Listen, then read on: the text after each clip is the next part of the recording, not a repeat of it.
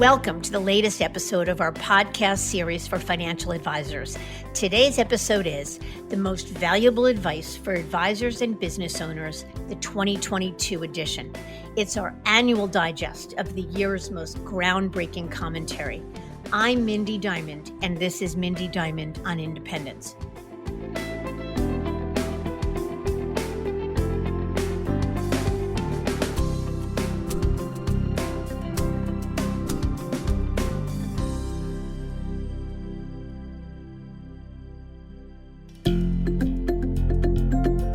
This podcast is available on our website, diamond-consultants.com, as well as Apple Podcasts and other major podcast platforms. If you are not already a subscriber and want to be notified of new show releases, please subscribe right on your favorite podcast platform or on the episode page on our website. For Apple Podcast users, I'd be grateful if you'd give the show a review. Your input helps us to make the series better and alerts other advisors like you who may find the content to be relevant. And while you're at it, if you know others who are considering change or simply looking to learn more about the industry landscape, please feel free to share this episode or the series widely. When this podcast first aired in November of 2017, our goal was to create a series designed to educate advisors on the independent landscape. We truly had no expectations that 5 years later, we'd still be here, let alone that the show would grow to include an amazing roster of guests, from breakaway advisors to members from the C-suite to industry thought leaders, and a continually growing cadre of faithful listeners, along with acknowledgement from the wealth management community at large, with many calling it their go-to for keeping up with opportunities within a changing industry landscape. And I am humbled. In keeping up with an evolving advisor mindset, we expanded the content from exploring independence as a model to the overall concept of freedom and flexibility. That is, the autonomy that advisors have become increasingly drawn to, and which is achievable in ways like never before. So in what's become one of our most popular episodes each year, we take a step back to relive some of the highlights of the 2022 season that reflect the notion of independence and share some of the most valuable advice from those who are experiencing their version of freedom, flexibility, and autonomy firsthand. There's a lot to share, so let's get to it.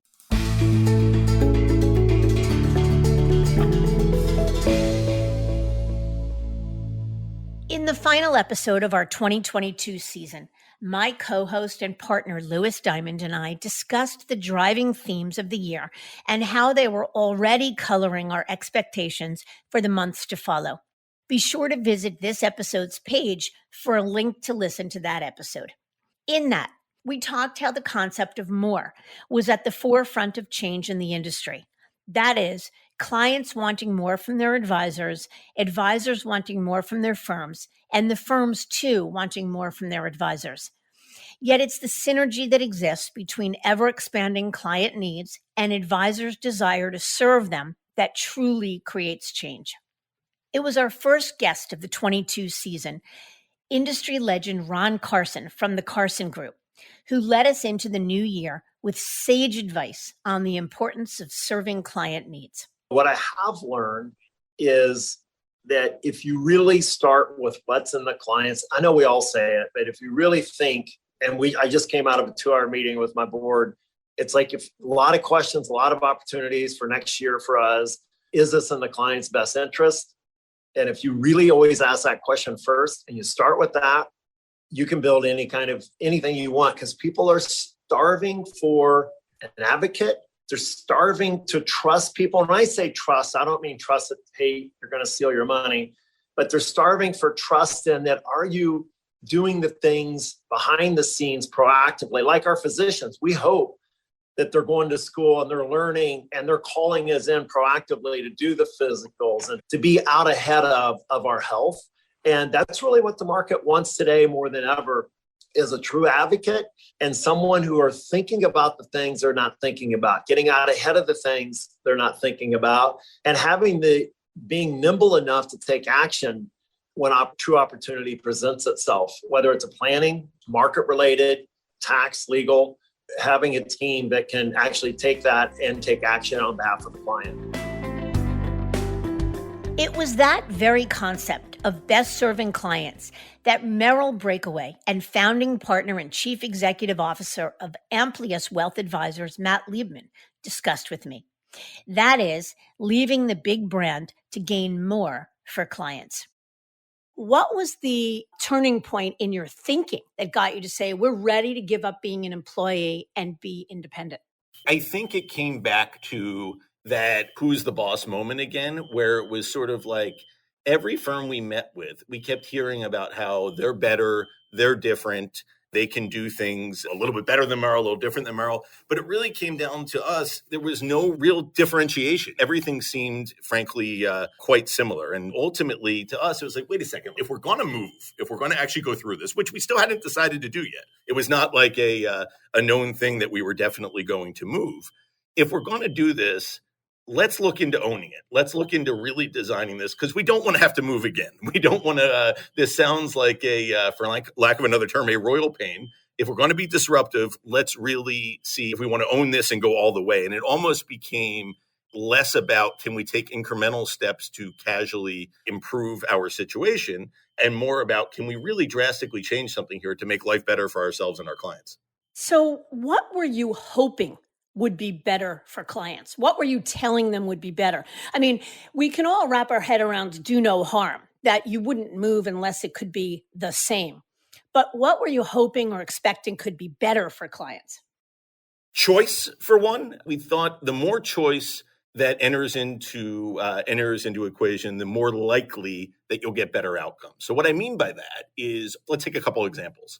On the investment side, we at times have liked buying structured products for clients. That term got a bad name in 2008. So various firms have changed them to market-linked investments. But the idea that you could buy an investment for somebody that some sort of firm manufactures and may have better risk and reward characteristics than just owning the broad market.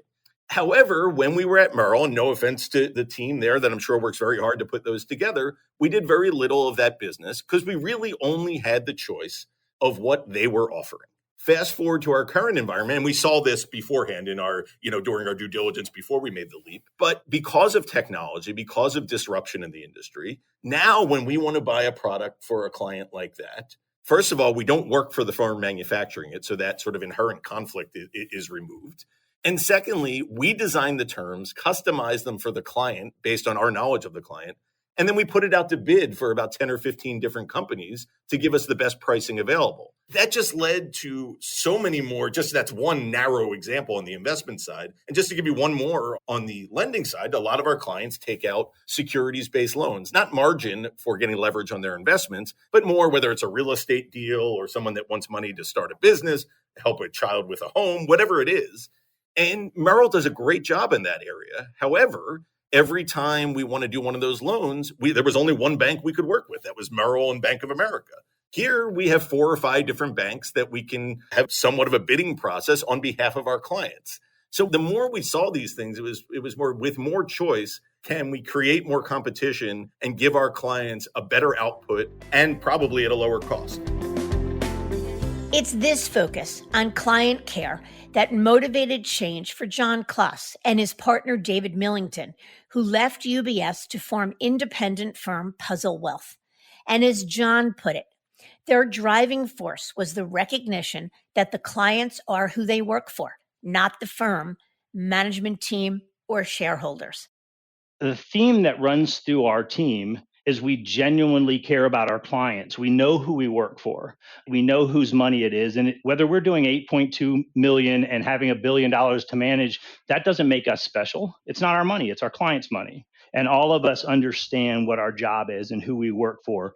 And that's perfect for being independent because we don't work for a management team or shareholders. We work solely for our clients. And being independent allows us to do that. We are our clients' advocates. We don't work for the firm, we work for our clients. And I had a very important client who happens to be a friend ask me for some help on some lending. And we went through a process. Our philosophy has always been get multiple bids and try to service the client. Well, the UBS environment was not friendly to that. They wanted me to use UBS Bank. So after literally 6 months of due diligence, they turned down the opportunity for this person's loan. And I said, well, thankfully, I've done some other research and I can get them financing other places. And I was told by UBS compliance that if I tell the client that, I'll be terminated. And I said, my responsibilities to my clients, I'm going to tell them that. And I let my client know where they could get their financing done. And they made their phone call and got it done. I didn't involve myself in the transaction. This is a bank that looks like they may suit your needs. I couldn't do that without being under threat at UBS. When we came to Puzzle, I worked on that for the first 6 months, almost every day, trying to find creative lending solutions that weren't inside of LPL and weren't inside of the environment that we had, but I'm free to do it. Nobody said, John, don't work hard for your client. They said, what are you trying to do and how can we get it done? So the response is, how can we help you get this done? Not the first response is, no, we don't do that here. It's a major difference. For Ed Jones' breakaway, Jim Dakota of Enzo Wealth, the ability to serve clients became hindered by limitations within his firm. That is, he felt they essentially outgrew the model. I don't know if Edward Jones really did anything wrong per se. I don't think they did. I just think I outgrew the business model. And their business model is a very successful one, managing $1 trillion of clients' assets. What I found where I was I started to outgrow solutions for clients. One of the other things that I got tired of, to be frank, is as good as that culture is with getting people together, they know psychologically that they need to spend time showing other people where everybody else is. And I call that the sales dot. You're a dot on this chart, and how are you doing compared to your advisor? And it creates internal competition. And I just feel like I outgrew that. I didn't want to be a dot anymore. I didn't want to hit a sales target. Not that there was any sales target you have to hit, but there's still that underlying tone of, hey, how are you doing compared to your partner and what happened? And nothing really ever gets taken into account, whether or not that person has a family emergency or this, that, or the other. A lot of that is kind of mellowed out with managed money now and reoccurring revenue. But the other thing too was where I was going and who I was attracting as a client base. I didn't want to talk to people from a commission standpoint. I truly wanted to sit across the table from them and be a fiduciary. And the big last thing I would say that was a catalyst for me was investment offerings. And not so much that what their offerings are not the best, but the realization that their investment offerings are also a business for them. That I couldn't sit back and say, this particular thing is in the best interest of my client. I truly wanted to separate 12B1 fees and pay-to-play fees. I didn't want to be receiving any compensation from any investment manager that I recommended. And I wanted to be able to explore more investment managers, maybe investment managers that wouldn't pay Edward Jones any money to be on their platform. I just thought that, and you can see it now big time, but I just thought that the industry was pivoting away from that. And I wanted to function, like I said, as a fiduciary to my client and really align my goals with their goals. When their account goes up, I make more money. When their account goes down, I make less money. And there's no pure form of working with a client than that. The choice to leave the firm they built their business at is typically one that is rooted in both pushes, such as limitations, as well as pulls, or the notion of being drawn to something better. Like Merrill breakaway Jerry Davidsey shared with Lewis, they too felt as though they had outgrown the big firm model and that deep down they were drawn to being business owners and having control over the client experience. You and I had spoken for a number of years before you opted to conduct due diligence. I remember you were always curious about what was going on, wanted to just kind of keep your finger on the pulse, and never really thought you'd be one who retired from Merrill. But you were also in the camp of not looking to do anything unless the firm did something to impact your clients. Can we talk a little bit about the evolution of your thinking from taking my call every so often, being passively interested with what was going on, to being ready to put the effort in to actually explore options? We were initially very happy at Merrill Lynch, but then two things happened. Our team was evolving and growing, and at the same time, Merrill was becoming more and more restrictive each year. And we felt that we had evolved to the point that we had just outgrown what we could do at Merrill. I feel that our clients are really special people that are like family to us, and I always wanted to give them an exceptional experience, and Merrill Lynch was just making that impossible. However, after I realized all of the ways that we could serve our clients better by building our own firm, I knew I had to do it as soon as possible. Can we just back up, though, and talk a little bit about what were some of the ways that you thought you were outgrowing Merrill? And you mentioned the firm was getting more restrictive. How so? Yeah, our biggest frustrations were always in our ability to communicate and interact with clients. We have really deep relationships with them, and we always wanted to communicate with them in the ways that were most comfortable to them. We wanted the ability to produce our own video and social media so that we can get our message to all our clients instantly rather than trying to reach them all by phone. Many of our clients are really busy and would rather watch one of our videos or listen to a podcast after hours than take a call in the middle of their workday. And this was just impossible at Merrill Lynch. We weren't allowed to produce our own video content in any way. And in fact, it was even difficult to send emails to more than 10 clients. Everything had to be approved by their massive compliance department, and the end result was often something watered down that we felt was just not as good as the real message that we wanted to get to our clients. This combination of pushes and pulls motivating change was a sentiment shared by Larry Boggs, who, after more than 4 decades at Wells Fargo and building a business managing $1.3 billion in assets, decided to launch independent firm Boggs & Company Wealth Management. I can honestly say none of the transition was dollars and cents. It was, let's call it a new adventure, a new journey, the ability to run the business and spend my capital the way I wanted to spend it and how I thought it should be spent, not looking at limitations that the company would give you on how many accounts you should have or what accounts you had to give away or how many assistants that you hire or how much promotion you do or how much donations you do in your community. It was my dollars and cents. And that really, really appealed to me. Understood. That makes sense. Larry, do you think your decision to leave Wells was driven more by frustrations or more by the pull to become a business owner? It's absolutely a combination of both. I wanted more control of my own destiny, running my own practice, making my own decisions. But there was great frustration with Wells and the direction that Wells was going. And I describe it that we got to a point at Wells where every decision seemed to be driven by a lawyer making some kind of legal scenario. And I'm not talking about compliance. I'm just across the board. And between that and again, having the ability to do my own thing. The other thing is I was kind of thinking ahead with 3 daughters to try to build a company and entity that would continue to perpetuate all the work that I've done for almost 50 years. It's this theme of achieving greater agency over one's business life, the notion of independence, that often serves as an inflection point when considering change.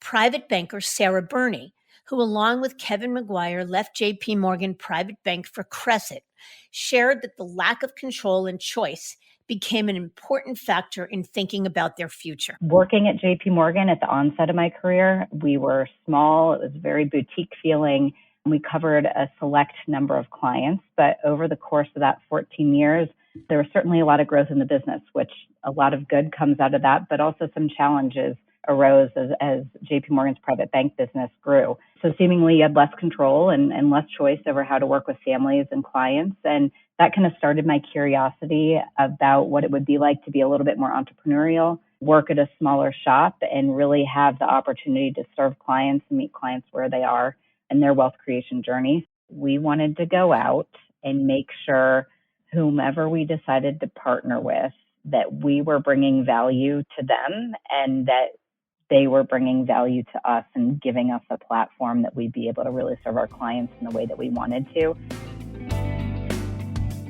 In a seller's market, such as what we are currently experiencing, many firms are willing to pay top dollar for advisor talent.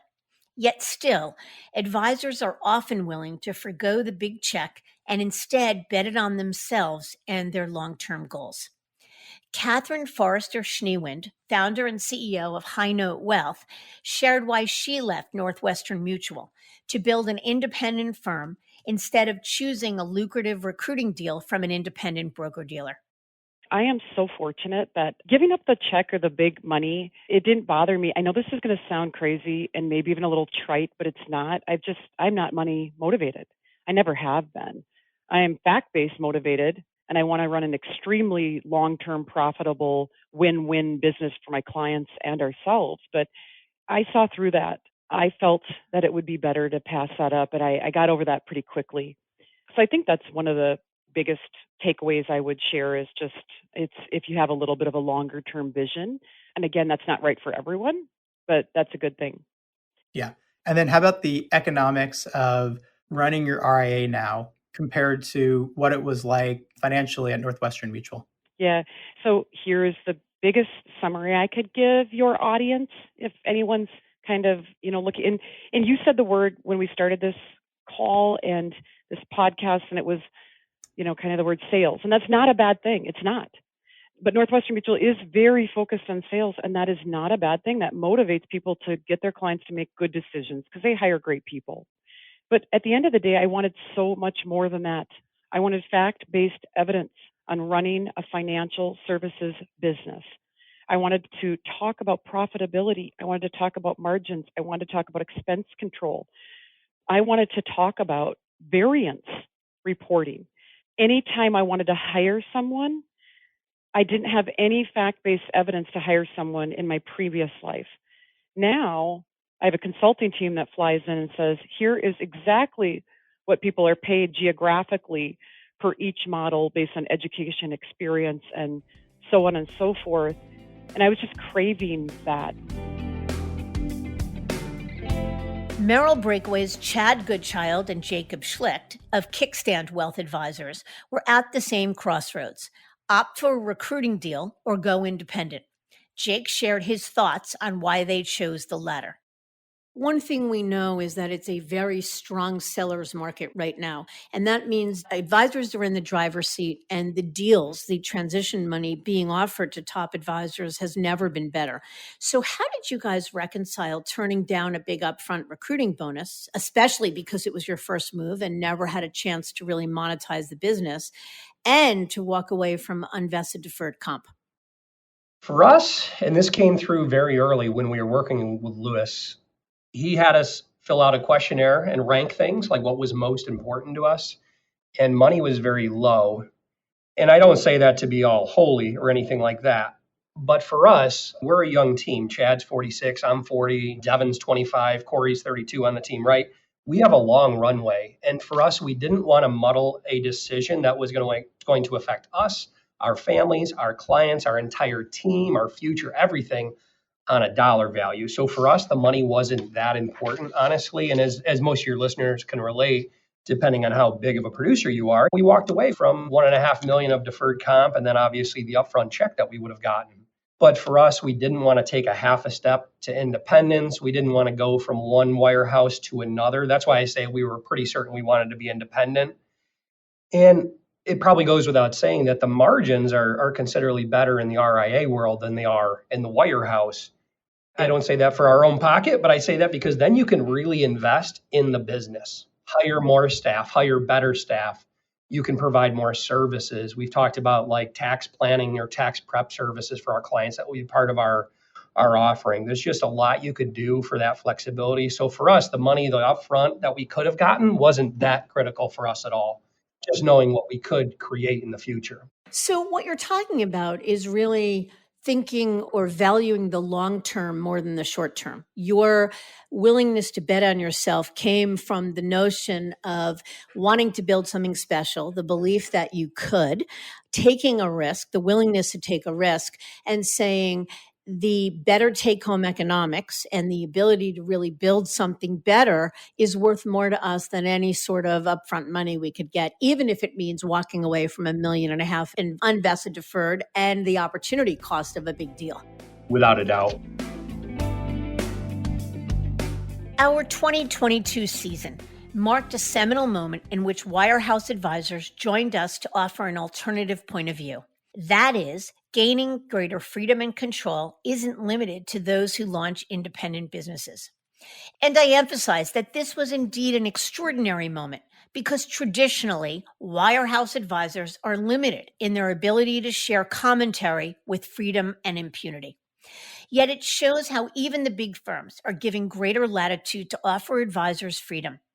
In this landmark episode, Vince Finney of Bibler Finney Panfil Private Wealth Management Group shares why he and partners Ryan Bibler and Joe Panfil left UBS for Wells Fargo Advisors in 2019.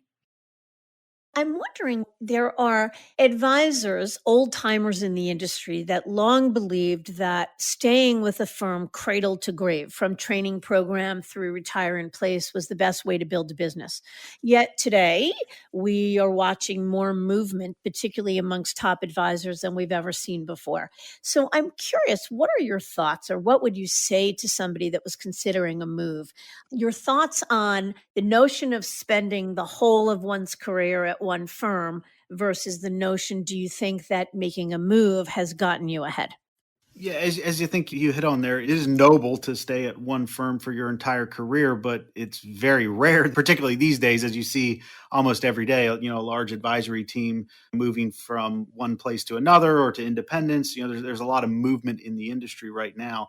As we think about this as a business, as I hope all financial advisors do, you'd be doing yourself and your clients a huge disservice if you never took the opportunity to explore with a group like yours, Mindy, in terms of what's out there. Like we alluded to earlier, there was some pretty cool concepts, startup companies where you could get equity in that didn't exist. I mean, there were some really neat things that we were shown through your guidance that I think people that are have been at one firm for 25, 30 years and have never looked around would be shocked to see. Those are, quite frankly, the people that are complaining all the time and saying that everything's the same. Merrill's the same as UBS as well. They're all the same because they've never really truly explored. They just might read what they see on Advisor Hub or XYZ publication and not really kick the tires. And I could see how you could fall into that trap. And so what I think, and Joe and Ryan think, is moving has been healthy for our business. It's been great for our growth.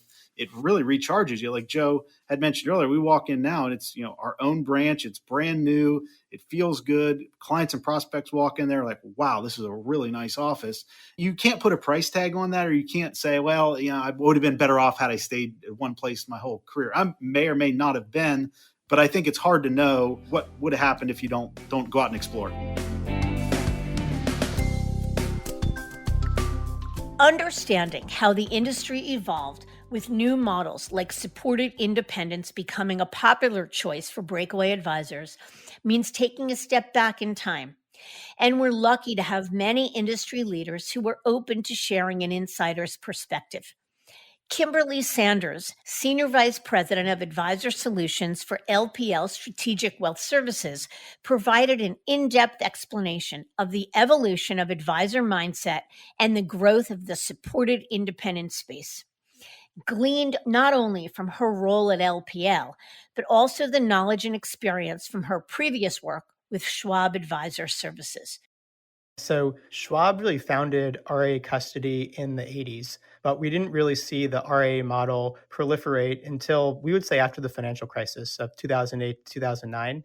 And it wasn't really until companies like Hightower and Dynasty and Focus Financial demystified the RA world and began to offer wirehouse advisors kind of the confidence and infrastructure to break away did the breakaway movement really gain steam.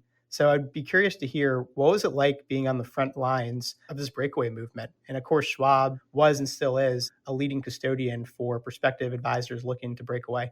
Yeah, I am still in awe of those advisors that made that early leap to independence. I had a front row seat as the advisors were launching these businesses. As I mentioned, like I was part of the analysis and the design phase of the business. I witnessed the roller coaster of emotions that came from breaking away, talked many of these advisors off the ledge, especially when UBS and Morgan Stanley broker protocol and those teams had to make that split-second decision on whether to leave in a hurry or to keep their date and change their strategy.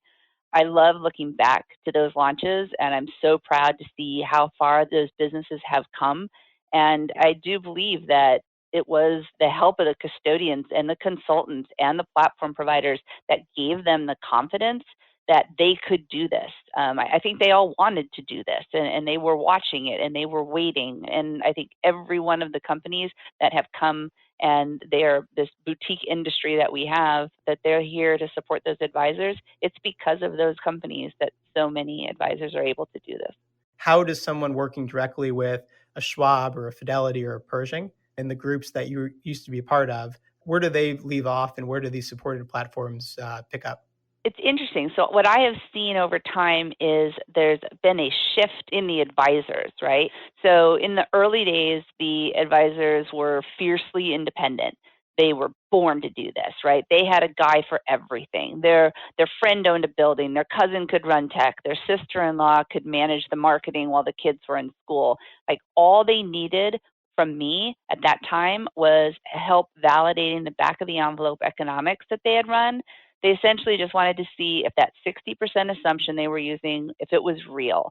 And as soon as we had built the pro forma and they could see it, they were off, right? And then fast forward a little bit, you realize that next set of advisors, they're like the best practice hunters, right? They join the mix. These teams were still waiting, willing to put in the sweat equity, but they wanted to know what other firms were doing, what worked, which vendors should they use for legal and compliance, technology, benefits, business insurance, brokerage, furniture, real estate, like the list goes on. And this was the piece where you realized like these folks really need the consulting. And that's when I launched the startup consulting team at Schwab that I just talked about, right? It was to service these advisors and point them in the right direction. They still had to do all the heavy lifting, right? And the expense was theirs, but we were there to help them along the path. Now, fast forward again, and there you started to see this third wave of advisors. I call them the efficiency seekers. These were the advisors that knew what they wanted, and they also knew what they didn't want. They didn't have any desire to get into the weeds of startup or ongoing business operations. They didn't want to spend time on HR or building marketing plans.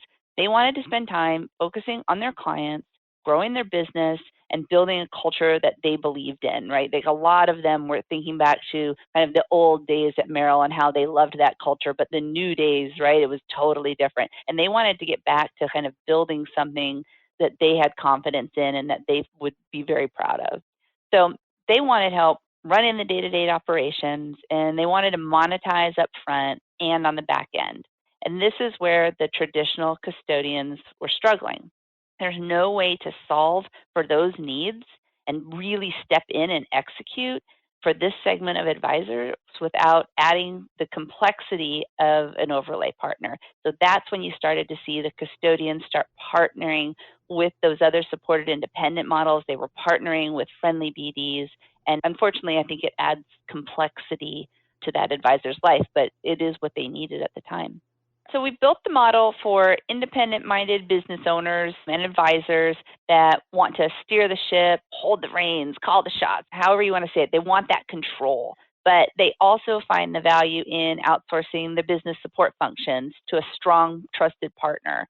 They're looking for a partner that is invested in helping their business to thrive, both operationally and strategically. They want to grow their business. They want to drive their own agenda. They want to create that legacy, but they don't want to sacrifice the support because they did value the support at the wirehouse. So they're looking for a way to take that piece of it with them while also launching these new businesses.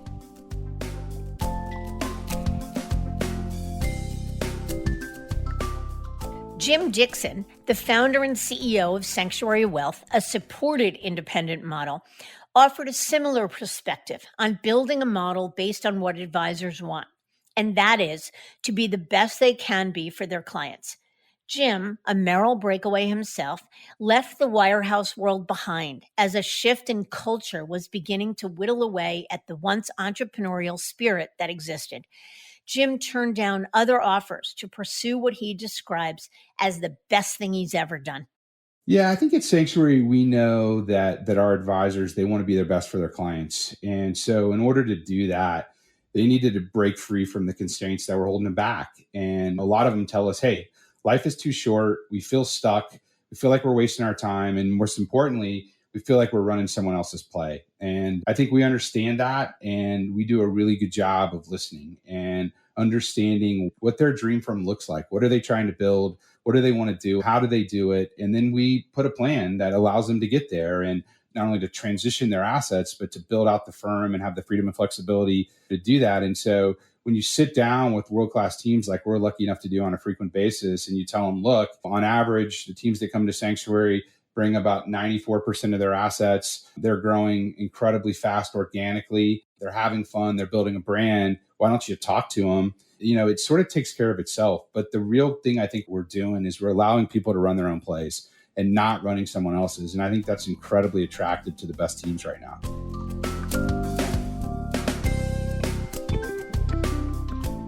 Jim Gould, founder and CEO of the now $25 billion Steward Partners, was on a similar mission. That is, filling a gap in the market for advisors who wanted greater freedom, but also the support they were accustomed to from the wirehouses.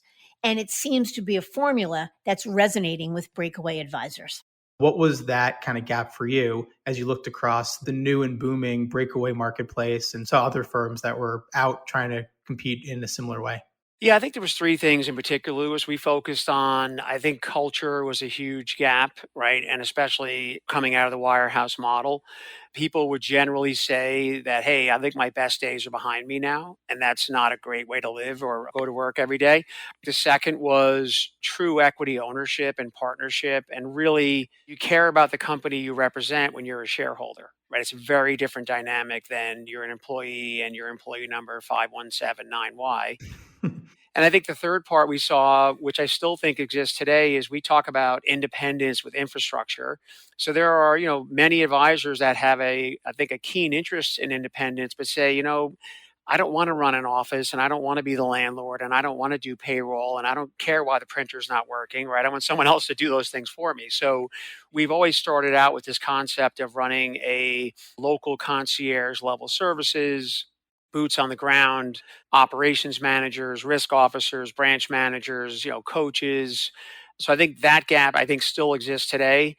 And I think all three of those gaps still exist today at the wirehouses. And certainly, I think in some forms of independence, those gaps are there today as well.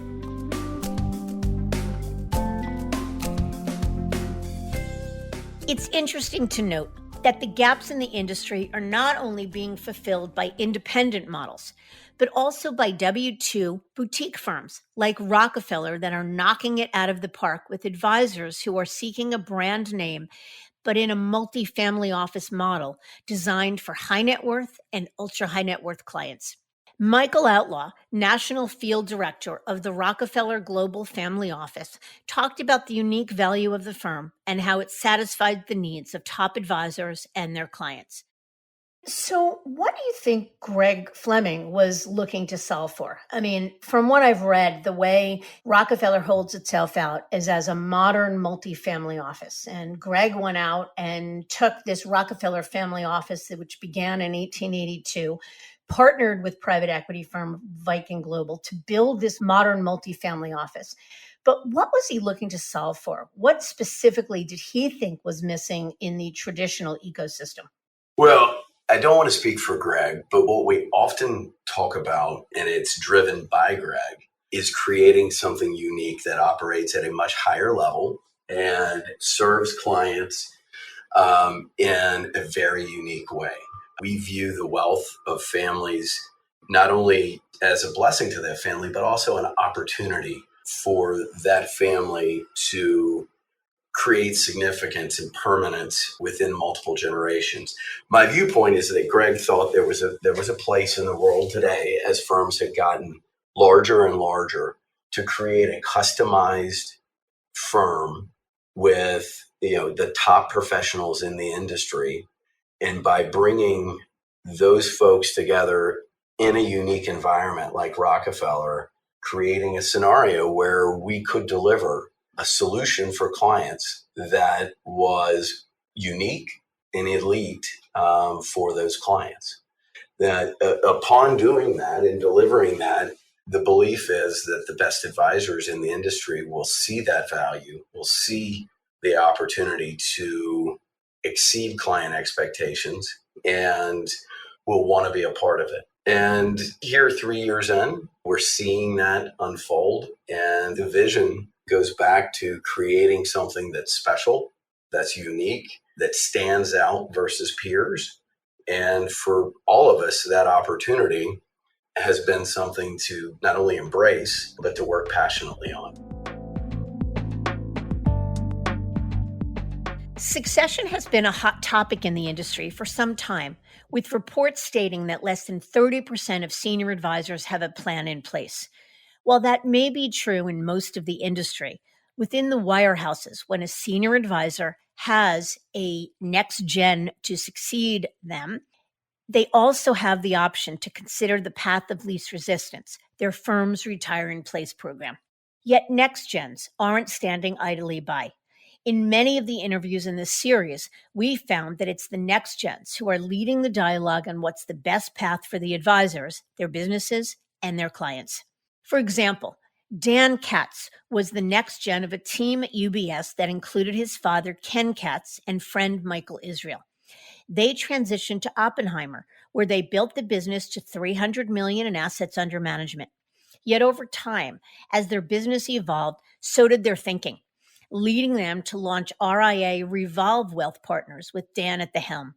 He talked about their transition to independence and succession planning process. Let's come back to your father, Ken. You joined him in the early 2000s, you mentioned, made the move together from UBS to Oppenheimer. Can you talk about your succession planning process? So at what point did your father start phasing out, and any, just, I guess, words of wisdom for the audience on how to have an effective transition to the next generation? Yeah, that's a great question. I think we've done a really great job in transitioning my dad's practice. Having the clients understand what the next generation was going to bring to the table. But it's a question I hear all the time. And luckily, I'm in a position where some folks have asked me, hey, how'd you do it? What worked? And there's obviously so many stories about second generation and then even worse, third generation businesses that just fail. And really, I think it comes down to an equal balance of pushing and pulling. And my dad recognized early on that he had to push the business towards the next gen as much as the younger folks were pulling it from him. And so we found that symbiotic relationship really in our transition from UBS to Oppenheimer. And then we continued to just plug away at transitioning how we look at the business, how we think about the business, who our clients are talking to and communicating with. And then when my dad eventually retired, it really didn't feel like there was no Band-Aid pulled off. It felt a very natural transition, and clients never even asked a question. Mike Durso shared a similar journey. In 2020, Mike, his father Larry, and their team left Morgan Stanley with some $400 million in assets under management to launch Shorehaven Wealth Partners. While Mike shared Larry's strong belief in doing everything they could for their clients, people Larry treated like family, Mike also felt that there could be a better way to serve them while creating a lasting legacy. He shares how just 2 years in, that perspective led his father to hand over the reins, and talks about his quick transition from next gen to CEO. I know a lot of folks listening are in family businesses or are the next man or next woman up. And the process of succession and taking over the reins of a really well-entrenched business is challenging. So I'd love to just hear about how it all began and what your process was with your dad, Larry. Yeah, it was interesting. I think going into the business, there was no conversations around me being the CEO. But I think that after we were working for a little over a year. It was probably a year and a half into the business. We were actually at a Dynasty event, and they were talking about a lot of what the CEOs were doing in the network and the different responsibilities they were taking on for their firms. And while we were there, my father, Larry, as I mentioned, always forward thinking, pulled Mike and I aside and said, Mike, I think you should be the CEO of this business. I think that you're doing a lot of what CEOs do on a day-to-day basis. It's not what I do. It's not what I'm necessarily good at. And it's not what I want to do. So you should be the CEO. And we talked a lot about, okay, well, how are we going to do this over time? What are the roles going to look like when I transition over to CEO?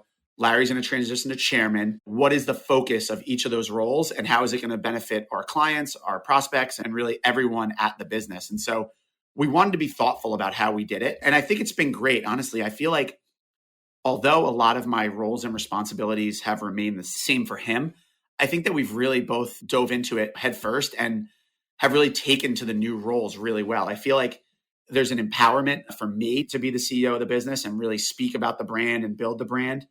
And for Larry, I think it's been awesome because he always worked as a chairman, as that chairman type function. As I mentioned earlier, he's a great relationship guy. Anyone who meets my father remembers it and enjoys meeting with him. He's just a good guy to be around. And I think he enjoyed that part of the business way more than the day-to-day strategy and some of the nuanced things with being a CEO and working on the day-to-day structure of the business, hiring, future plans around advisors. So it's been a really natural transition for both of us. And I think we've been really happy with how it's gone. Dan Katz offered more on the power of the next gen's voice and the fresh perspective they bring to the table. How can fresh blood or fresh perspective take the business to the next level as you move it to the next generation? So we definitely have a lot to catch up on. I'm curious though. So Ken was in the business for a long time, had been in the traditional space forever. What was his reaction to the team wanting to go independent? And that'll be a good segue into some of your motivators for leaving in the first place. But I'm curious because we have a lot of G1 advisors that listen or team members, and oftentimes that's a difficult conversation to teach an old dog new tricks, if you will. No question. And there was plenty of tough conversations. It was not simple. I think the hardest thing for any advisor that's getting up there in experience, I chose those words wisely, I think they have to recognize that the business is evolving and changing, and it always will. We've been fortunate enough there. What's also interesting is that there's different skill sets. And then when you bring in the next generation, or you bring in just a younger generation, they don't have quite the battle scars. So they're allowing the clients to make great decisions. They're asking those tough questions that those senior advisors or eventually retiring advisors had asked a while ago, didn't get the answer they wanted, and never went back again. Like what? The next generation can push a little bit more, can ask the question from a different voice, and clearly let the client make the decision, not let the advisor's pre-existing thoughts really affect what the client should or shouldn't be doing. And so that was really fun for us to kind of go back and challenge ourselves to do more for each client, get more involved with their lives. And it was a really fun process for Michael and I working with my dad. And it also re-engaged my dad. That was really fun to see as a son and as a next generation advisor. Matt Liebman's father, Sam, could have signed on to Merrill's Retire in Place program, CTP, but instead left with the team. Why? He could have signed off on Merrill's CTP, the client transition program, which is Merrill's Retire in Place program, which for him would have been the path of least resistance. And he had an awful lot of money to walk away from because going independent is not about getting a big check up front. So how did he reconcile that? Slowly. And I would say that answer applies to all of us in that, to your point, when you have significant deferred comp on the table that you're leaving on the table when you leave, the opportunity cost that you're bypassing 7-figure checks that other firms are willing to write for you to leave. And in fact, you actually have to put up some of your own money to start the business. You can't make an argument that in the short term, it's a wonderful financial decision. It's a risky financial decision. But the more we thought through it collectively, what we realized was in a lot of cases, the money that you get in transition dollars to go to be an employee at another firm, whatever firm that is. The more we started breaking down the numbers, looking at what the business P&L would look like, the more we realized that a lot of those transition dollars were in fact transition insurance, that if your transition goes poorly, it would be nice to have that check. However, if your transition goes well, and at the other side of the transition, you're sitting there owning and operating your own highly profitable business, financially, we will wind up doing just fine. The real risk was that the transition wouldn't go well, and thankfully, we are through that. But that was really the calculus we had to do financially. And then there was another factor that I think really applied to my dad above all else, which is at his stage of the game, he doesn't need the money. He really enjoys his work. And the question was, would he and would all of us enjoy work a lot more on this side of the table, more qualitatively, away from the financials? And on that, we got to that point quicker. Then we had to work through the money side, but both worked out pretty well. In addition to choosing not to sign on to CTP, the team would be leaving behind a good deal of assets in the move. It's a concept we often refer to as shrink to grow, an intentional strategy that many breakaway advisors employ. I asked Matt the value they saw in leaving some chips on the table. So I want to hear a little bit about your dad's thinking. And the second thing is really getting comfortable with the notion of shrink to grow. So you had $1.2 billion in assets and only $750 million that you were going to target for this new venture. So the notion of going from $1.2 billion to say $700 million had to be scary as well. So would love to hear a little bit about how you reconciled those two things, how you came to a place that said, despite those two issues, it's still better for us to make this leap. It's a really good question, and one we wrestled with, as you know, for a long time. And I do remember that call. You were on a train, and I appreciate you talking with my dad. I'm sure you guys had a fun conversation as well. But as far as that goes, I think the shrink to grow thing was something that always appealed to us. The idea that if we do more for our clients that are doing the most with us, and we provide top level service to them, that will lead to more introductions of clients like them and will help us grow our business and make our business roughly the same size in grand assets. Because right now we're at about 1.1. I guess we were, if you count banking assets, they're around the same over there. But now almost all of it is fee-based advisory business. And what really resonated with us, and frankly, I will say it was a training session I had a few years ago at Merrill with one of the top advisors there who really focuses on shrink to grow. So this idea was effectively in the independent space, can we do more for our core clients so that we get more clients like them? And if we do that, they're going to be happy, we're going to be happier, and frankly, our business is going to be bigger. And that was the bet we were willing to make after, as you know, a fair amount of due diligence.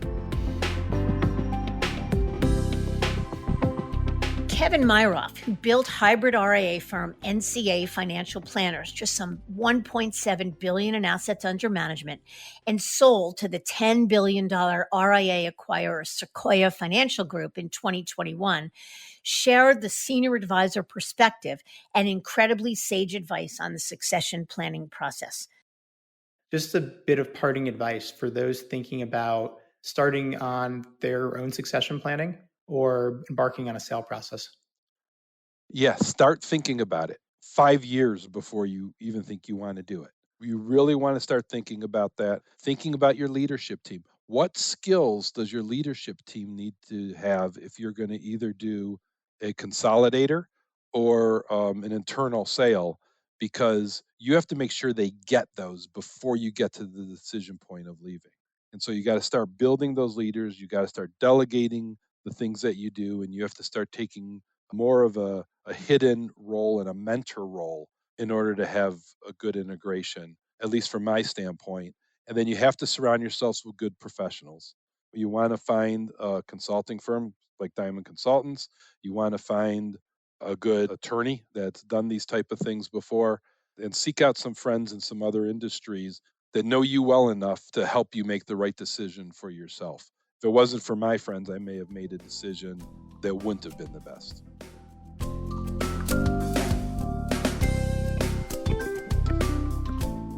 Shifting gears a bit to one of the most shared comments of the year, the dishwasher rule from Matthew Jarvis, who runs the successful independent firm Jarvis Financial. He's an accomplished author, the co-owner of The Perfect RIA, and the co-host of the podcast of the same name. How about the dishwasher rule? This one, I have no idea where we're going with this, but I'm excited to hear. Oh, the dishwasher rule is if you do the dishes at your house and your spouse doesn't know that you did the dishes, do you still get marital credits for that, right? That's the origins of the dishwasher rule. And we can laugh or we can grimace at that. But with clients, the idea is if you're doing something for clients and they don't know that you did it, it's not helping your relationship. So if I go in and look at their accounts and I say, you know what, a Roth conversion doesn't make sense for the client this year, and I don't tell them that I looked at it, now I get no credit for it. Now when the next advisor talks to him and says, why hasn't your advisor been talking to you about Roth conversions? They say, I don't know. I guess he's a bad advisor. So the dishwasher rule is if I do something for a client, they need to know that I did it. Not like ad nauseum, not like, hey, I thought about you today, just wanted you to know. But if I go and look at your account to rebalance, whether I rebalance or not, you need to know that that happened. I think that's good too, because as a client, you also want to know that your advisor is on top of it. If they're not communicating that they looked at your Roth conversions, then as a client, how do they know that you're actually doing it? So I think it's more than just getting credit and protecting the relationship. It's also just, I think, good client service.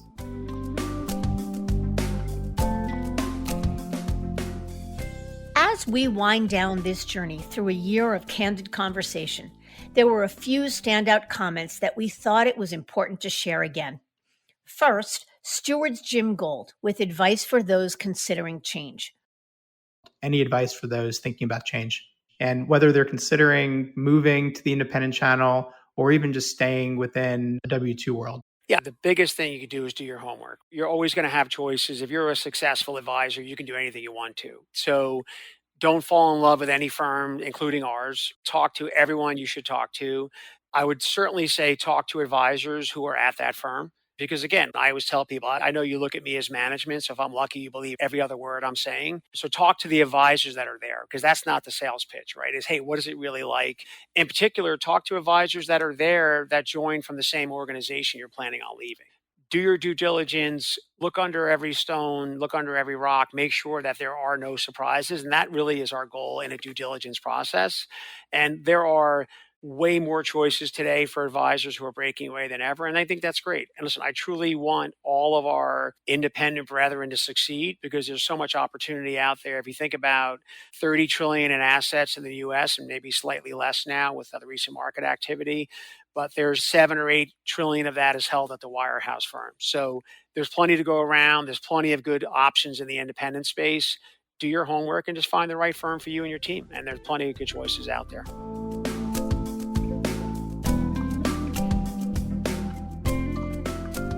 And one of the most listened to shows of the season featured Kelly Milligan, managing partner of Quorum Private Wealth. This former Merrill advisor also held the distinction of having served Merrill's vaunted Advisory Council to Management, also known as ACTM. So he shared some inside baseball on Merrill's direction and how that motivated him to break away and build his independent firm with Sanctuary Wealth. What's the prevailing piece of advice that you give Merrill advisors when they call you, or that you would give to any advisor that's considering transition who might be listening to this podcast?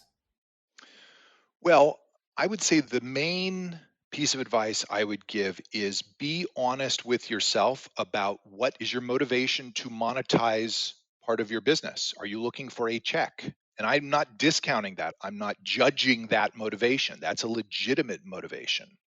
If that's the case, then the due diligence path that you take may be very different than the one that we took. We weren't looking for a check. We weren't looking for immediate monetization. I think ultimately the monetization will be better of our business as an independent business in the long run, but in the short run, we didn't need a check. So just try to define for yourself up front, why are you doing this? Is it because you are upset with the platform that you're on and you want to make a change? Is it that you think your clients could have a better experience? Is it a combination thereof? Or do you just want to get paid? And that will drive the firms that you should investigate.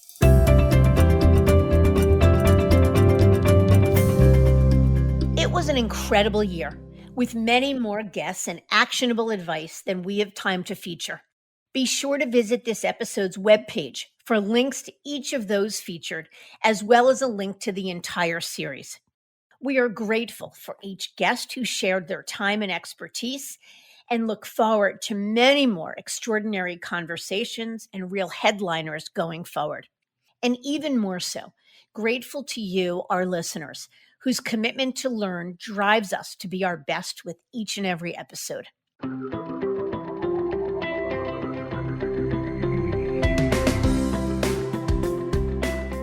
I thank you for listening, and I encourage you to visit our website, diamond-consultants.com, and click on the Tools and Resources link for valuable content. You'll also find a link to subscribe for regular updates to the series. And if you're not a recipient of our weekly email, Perspectives for Advisors, click on the articles link to browse recent topics. These written pieces are an ideal way of staying informed about what's going on in the wealth management space without expending the energy that full-on exploration requires. You can feel free to email or call me if you have specific questions. I can be reached at 973-476-8578, which is my cell, or by email mdiamond@diamond-consultants.com. Please note that all requests are handled with complete discretion and confidentiality. And keep in mind that our services are available without cost to the advisor. You can see our website for more information. And again, if you enjoyed this episode, please feel free to share it with a colleague who might benefit from its content. If you're listening on the Apple Podcasts app, I'd be grateful if you gave it a star rating and a review. It will let other advisors know it's a show worth their time to listen to. This is Mindy Diamond on Independence.